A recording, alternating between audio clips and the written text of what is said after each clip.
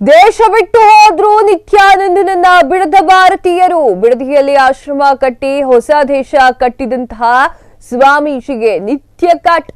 ಇಲ್ಲಿನ ಜನ ಕೊಟ್ಟ ಕ್ವಾಟ್ಲೆಗೆ ಬೇಸತ್ತು ಬೇರೆ ದೇಶವನ್ನ ಸೇರಿದಂತಹ ನಿತ್ಯಾನಂದ ಬೇರೆ ದೇಶ ಸೇರಿದ್ದಷ್ಟೇ ಅಲ್ಲ, ಹೊಸ ದೇಶವನ್ನ ಕಟ್ಟಿ ವಿರೋಧಿಗಳಿಗೆ ಸೆಡ್ಡು ಹೊಡೆದಂತಹ ನಿತ್ಯಾನಂದ ಬೇರೆ ದೇಶ ಕಟ್ಟುವ ಸಾಧನೆಯನ್ನ ಮಾಡಿದ ಭಾರತೀಯರೇ.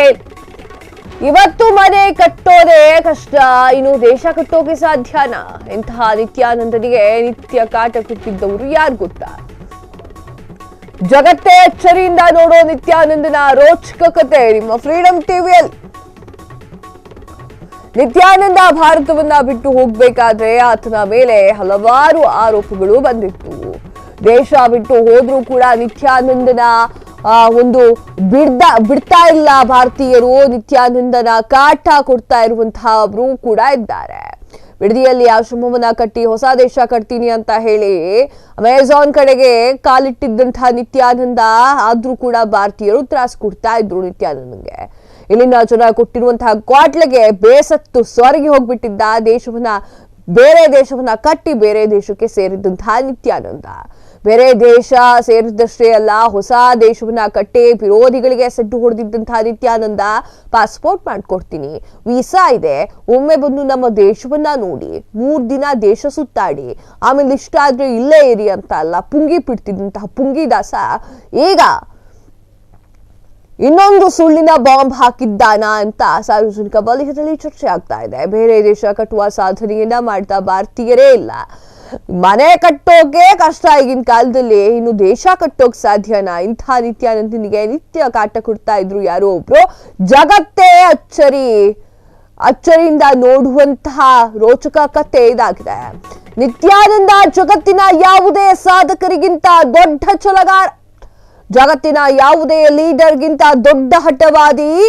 ದೇಶವನ್ನೇ ಕಟ್ಟಿ ವೈಯಕ್ತಿಕ ಸ್ವಾತಂತ್ರ್ಯ ಉಳಿಸಿಕೊಳ್ಳುವ ಅಪರೂಪದ ವ್ಯಕ್ತಿ. ಮತ್ತೊಂದು ಹಿಂದೂ ರಾಷ್ಟ್ರ ಹುಟ್ಟು ಹಾಕುವ ಅಪ್ರತಿಮ ಹಿಂದೂ ನಿತ್ಯ.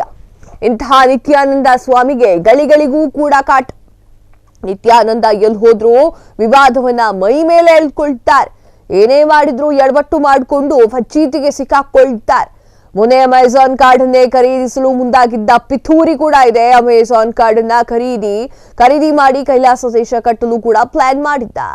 ಬೊಲಿವಿಯಾ ದೇಶದಲ್ಲಿ ಅಮೆಜಾನ್ ಕಾಡಿನ ನಡುವೆ ಭೂಮಿ ಖರೀದಿಯನ್ನ ಮಾಡಿದ್ದ. 1000 ವರ್ಷಗಳ ಗುತ್ತಿಗೆಗೆಂದು ಭೂಮಿಯನ್ನ ಖರೀದಿಸಿದಂತಹ ನಿತ್ಯಾನಂದ ಈಗಾಗಲೇ ಬುಡಕಟ್ಟು ಜನರ ಮನವೊಲಿಸಿದಂತಹ ನಿತ್ಯಾನಂದ. ಆದ್ರೆ ಬೊಲಿವಿಯಾ ಸರ್ಕಾರ ಈ ಪ್ರಾಜೆಕ್ಟ್ ಅನ್ನ ಕ್ಯಾನ್ಸಲ್ ಮಾಡಿದ್ರು. ನಿತ್ಯಾನಂದ ಕೈಲಾಸ ದೇಶ ನಿರ್ಮಾಣಕ್ಕೆ ಅಡ್ಡಿಯಾದವರು ಯಾರು? ಎಸ್, ನಿತ್ಯಾನಂದನಿಗೆ ಹೆಚ್ಚು ಟಾರ್ಚರ್ ಕೊಡ್ತಿದ್ದೆ ಇಲ್ಲಿನ ಮಾಧ್ಯಮಗಳು. ಇಲ್ಲಿನ ಮಾಧ್ಯಮಗಳಿಗಿಂತಲೇ ನಿತ್ಯಾನಂದನ ವಿರುದ್ಧ ವ್ಯವಸ್ಥಿತ ಅಪಪ್ರಚಾರ, ಸ್ವಯಂ ಪ್ರೇರಿತ ದೇವಮಾನವ ಅಂತೆಲ್ಲ ಲೇವಡಿ ಮಾಡಿದ್ವು ಮಾಧ್ಯಮಗಳು. ನಿತ್ಯಾನಂದನ ವೇಷಭೂಷಣ ಪ್ರತಿ ಮಾತುಗಳು ಕೂಡ ಟ್ರೋಲ್ ಆದವು. ರಾಮನಗರದ ಬಿಡದಿಯನ್ನ ಬಿಟ್ಟು ಬೇರೆ ದೇಶ ಕಟ್ಟಿಕೊಂಡಂತಹ ನಿತ್ಯ, ರೇಪ್ ಕೇಸ್ ಬಳಿಕ ಈ ದೇಶದ ಸಹವಾಸವೇ ಸಾಕು ಅಂತ ಬಿಟ್ಟೋಗಿದ್ದಂತಹ ನಿತ್ಯ, ಯಾವುದೋ ದ್ವೀಪವನ್ನೇ ಖರೀದಿಸಿ ಕೈಲಾಸ ಕಟ್ಟಿಕೊಂಡಿದ್ದೀನಿ ಅಂತಿದ್ದಂತಹ ನಿತ್ಯ, ಕೈಲಾಸ ದೇಶ ನಾನೇ ಪರಮಾತ್ಮ, ನನ್ನದೇ ಹೊಸ ಕರೆನ್ಸಿ ಅಂತಿದ್ದಂತಹ ನಿತ್ಯ, ಅಮೆಜಾನ್ ಕಾರ್ಡ್ನಲ್ಲಿ ಮತ್ತೆ ದೇಶವನ್ನ ಕಟ್ಟಿದ್ದೀನಿ ಅಂತೆಲ್ಲ ಪುಂಗಿ ಊತ್ತಿದ್ದಂತಹ ನಿತ್ಯಾನಂದ, ಈಗ ನಿತ್ಯಾನಂದ ಸೊತ್ತೋದ ಅಂತ ಮತ್ತೆ ಸುಳ್ಳು ಸುದ್ದಿ ಹಬ್ಬಿಸಿದಂತಹ ಮಾಧ್ಯಮ. ಸೋಷಿಯಲ್ ಮೀಡಿಯಾಗಳ ಹಾವಳಿಯಿಂದ ನಿತ್ಯಾನಂದ ಕಂಗಾಲು. ಏನೇ ಮಾಡಿದ್ರು ತಪ್ಪು, ಮಲಗಿದ್ರು ತಪ್ಪು, ಮಲಗಿದ್ರು ಸತ್ತೋದ ಅಂತಿರುವಂತಹ ಸೋಷಿಯಲ್ ಮೀಡಿಯಾ.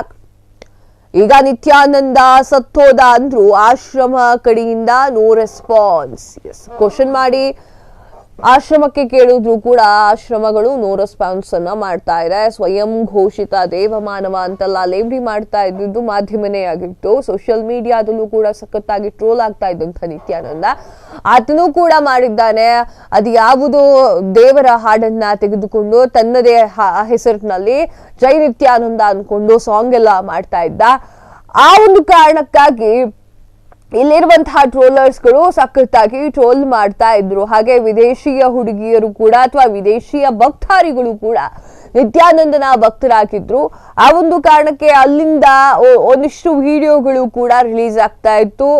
ಸೋಷಿಯಲ್ ಮೀಡಿಯಾದಲ್ಲಿ ಭಾರಿ ಸದನ ಮಾಡ್ತಾ ಇತ್ತು. ಈಗ ನಿತ್ಯಾನಂದ ಸತ್ತೋದ ಅಂತ ಹೇಳಿ ಸುಳ್ಳು ಸುದ್ದಿ ಹಬ್ಬಿಸಿದ್ದೆ ಮಾಧ್ಯಮಗಳು. ಸೋಷಿಯಲ್ ಮೀಡಿಯಾದಲ್ಲಿ ಹಾವಳಿಯಿಂದ, ಅದರ ಸೋಷಿಯಲ್ ಮೀಡಿಯಾದ ಹಾವಳಿಯಿಂದ ನಿತ್ಯಾನಂದ ಕಂಗೆಟ್ಟು ಹೋಗ್ಬಿಟ್ಟಿದ್ದಾರೆ. ಏನೇ ಮಾಡಿದ್ರು ತಪ್ಪು, ಮಲಗಿದ್ರು ತಪ್ಪು, ಕೂತ್ರು ತಪ್ಪು, ಮಲಗಿದ್ರು ಕೂಡ ಸತ್ತೋದ ಅಂತ ಹೇಳ್ತಾ ಇದ್ದಾರೆ ಸೋಷಿಯಲ್ ಮೀಡಿಯಾದಲ್ಲಿ. ನಿತ್ಯಾನಂದ ಏನು ಮಾಡ್ತಾನೆ ಅನ್ನೋದು ಕೂಡ ಗೊತ್ತಾಗ್ತಾ ಇಲ್ಲ. ಹಾಗೆ ನಿತ್ಯಾನಂದ ಆಶ್ರಮ ಅಂತ 1-2 ವರ್ಷಗಳ ಹಿಂದೆ ಭಾರಿ ವೈರಲ್ ಆಗ್ತಾ ಇತ್ತು. ಕೈಲಾಸ ದೇಶ ಅನ್ಕೊಂಡು ಆ ಒಂದು ಕೈಲಾಸ ದೇಶದಲ್ಲಿ ಅತ್ಯಂತ ಹಳೆಯ ವೃದ್ಧೆ ಇದ್ದಾರೆ ಎನ್ನುವಂತಹ ಸುದ್ದಿ ಕೂಡ ಆಗ ಸೋಷಿಯಲ್ ಮೀಡಿಯಾದಲ್ಲಿ ವೈರಲ್ ಆಗ್ತಾ ಇತ್ತು. ಈಗ ನಿತ್ಯಾನಂದ ಸತ್ತೋದ ಎನ್ನುವಂತಹ ಸುದ್ದಿ ಮುನ್ನೆಲೆಗೆ ಬರ್ತಾ ಇದೆ.